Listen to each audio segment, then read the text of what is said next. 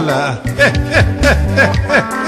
chei uche ogbuagụ nwayọ ọkwa m si m emechi ọnụ respect ya onwe m omekome arụrụ ala na mpụ mege n'etiti ndị kpọrọ onwe ha ụmụ Chineke na-akpa m ahụ ekwu na-egbu okenye mana ekwu anụ na-akpọla nwata n'ike bọta ịhụla nkwụchala ka eme unu anụghị olu m again unu awọrịkwala ma nwụọ jere ahụrụ ụra otu onye ara si ya bekwe n'aka onye nwụrụ anwụ ke ya dị otu ọwụ ndụ so far as ndụ dị a ga na-ekwu ị ga-asịrị m sef anwụnwakwa nna m taa na-echi ruo okwe mgbe m ga-anwụ ogbuagụwayọkwa ụmụnna ihe ndị emege n'ụlọ nsọ Chineke taa ọwụ gịnị wanye anya ọcha niile eji aha nsọ Chineke egwuge unu hụgakwa ya ahụge chọọchị ministri juru n'obodo a taa unu hụgakwa ya ahụge hea amakwa m ihe ndị m hụga m ji ajụgo ke Baịbụl sịrị anyị baanụ ebe niile ụwa sọtụrụ gbasaa na ozi ọma alaeze Chineke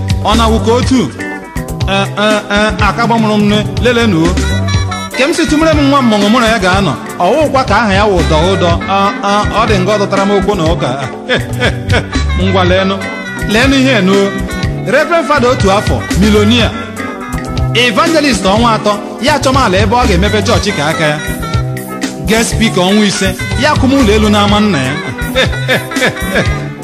Chineke eriela arịrị ka ị kpara aka n'ọnụ ya sị gị yes our God is not a poor God so ndị na-efe ya ga-adị poor ekpere m ekwe na nke ahụ kweshi ike mana chetakwa o na betesuya ọwụkwa na ahụ ndị bịaga chọọchị even o nwere mgbe a ga-anagide onyinye collection na chọọchị congregation amamụsọ ụkọchukwu eme ka ọnụ gaghị ya ọ ga-eri nnu na kanopi enyecha onyinye ndị Chukwu gọziri na wiiki ahụ enyekwa nke ndị chọrọ ka Chukwu gọzie ha n'ime wiiki nke a na-achọ ịbanye abanye enyezie nke ndị mma na Chineke kere ha special still enyebekwa otu ụzọ na ụzọ 10 ma ya fọkwa projects ndị chọọchị ji n'aka gwazienụ m nke m ga-enye hapụ ibe ya mezie mgbe ụfọdụ nwa ogbenye bilie ịga chọọchị bịa pịa aka na akpa ya ọ dị ego ọhụrụ ya relax ya na ya dị respect ya onwe ya maka mkparị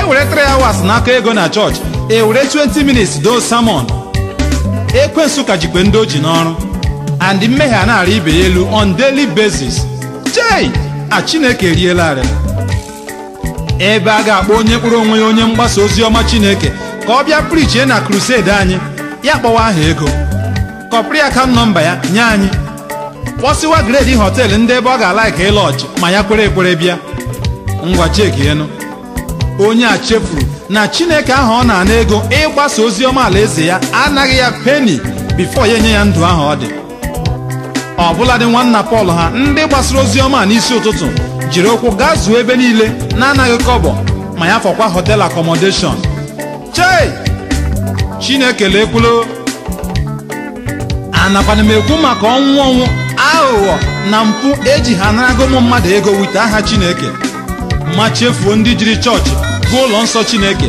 mere joint akwamiko ndị be anyị biko maa na ọsọ ebe nwa agbọghọ ga-agbara ọtọ bịa chọọchị ghewe isi ya oghe rigoro na pulpit rugharịa na ọta nsọ Chineke otu o siri masị ya ndị ka o metụrụ n'obi ha eyiri trauza gwazie m ihe broda ga-eyizi ebe sista yigezi trauza eriri afọ ọkụkọ otu mkpụrụ ihe ha n'ọkwa ụmụ agbọghọbịa ugbu a n'anya o ndị a chefuru kpamkpam na Baịbụl m gwara m na ihe dịrị nwoke agaghị adịrị nwaanyị and with ihe ahụ oyi bifo a na-agbasala church service otu broda ga-ahụrịrị ya ha echizie nga ahụ gawa na họtel jụzienụ m ihe agajeghị na họtel jee eme ihe ịmachakwara chei Chineke bụ iriela arịrị broda na sista m hụrụ na họtel ọkwa ha ụkwa ndị kpọnwụwara ihu ka nwamkpi nwụrụ akamụ ọkụ gaa naracha oriri nsọ n'ụtụtụ taa enyekwa chei ruo ole mgbe ka anyị ga-akwụsị ịkwa onye ahụ kere anyị emo gejọdị mma ji onye njọdị onye asamị ya ụkọchukwu megide prichi rute na nke akwara iko ya ewetu olu bikos o sokwa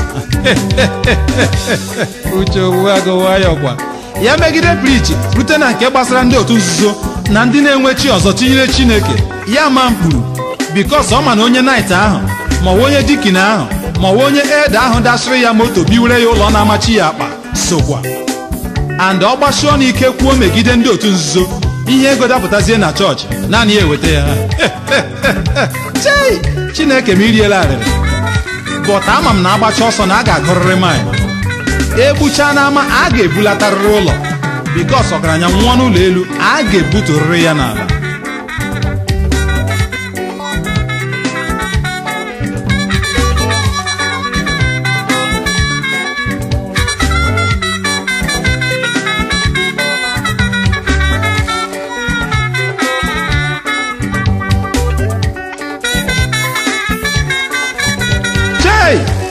ọkwa ụbọchị a ka m gụgidere Baịbụl n'otu isi ụtụtụ, gụpụta n'akwụkwọ mkpughe ebe ọ sị onye na-eme mma o mere gaa n'ihu, onye na-emekwanụ njọ o merekwe gaa n'ihu. but however na ya na-abịa ọsọ ọsọ ịkwụghachi onye ọbụla dịka ụgwọ ọrụ ya siri dị. mgbe m na-asarịa na Baịbụl na lekwe m na Matiu 24:24, ebe ahụ ka Baịbụl m nọ takịrị m maka ndị ụkọchukwu na ndị amụma ụgha ndị a niile ji aha Chineke egwuge wayo, akpata nju ya wụzuo m ahụ. masịkwanụ no wonder onye ukwu na onye nta jiri gbabaga na church business. so far as a na-ebu amụma na-eme miracle ebe ahụ, ọ wụ ebe anyị nọ. ọ pụtagoro ihe gasara ike na nke dibịa ka ekpere nwee ike na-adaba n'anya ya, anyị nọ ya. ụfọdụ aka obi kpọrọ nwunye mmadụ gaa na-asa ya ahụ ebe ọ na-achọ mkpụrụ nke afọ. chei nna Alexander bịakwa gịrị until Jesus Christ emege miracle niile o mere n'elu ụwa mechaa, ya rịkwa nga ọ sara nwunye mmadụ ahụ bịakwanụ jimo. ọkwa otu kelere nwunye mmadụ chọga nwa, sọ bịa n'ụlọ ekpere ya bịa dinara, chewe ihu n'elu na mmụọ nsọ ga-abịa inye ya nwa n'etiti abalị. nwaanyị eme ihe ọ na-achọ. mgbe o setiri ka ọjọọ ya, nwaanyị na-arịọga arịrịọ. mmụọ nsọ ozugokwanụ.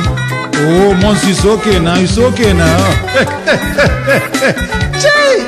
Chineke iriela arịrị.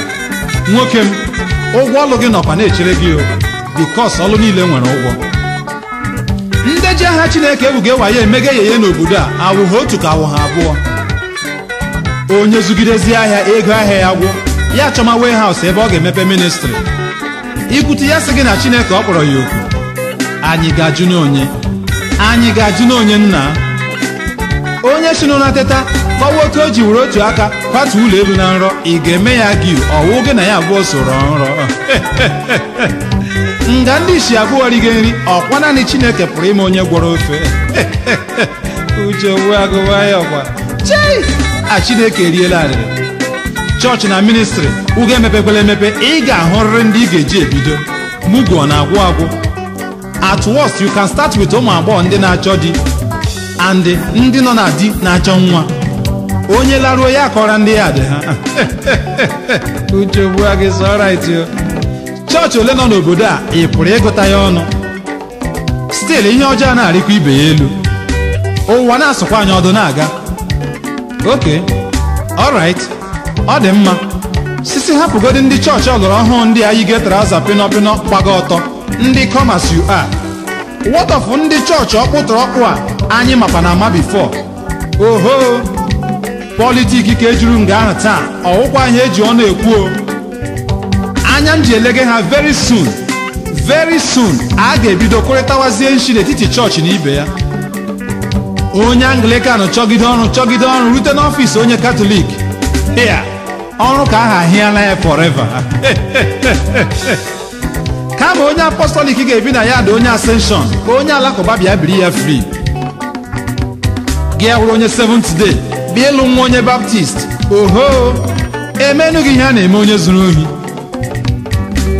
onye Assemblies of God megide mistake scratch ya moto onye CPM, here ọ ga-azụchirịrị ya new one. uche ọkwa onye Methodist were ego dị style mee ka ọ na-aga ịlụ onye ama Jehova. iya ọzọ ịlụ ụkwụ na shiaboki.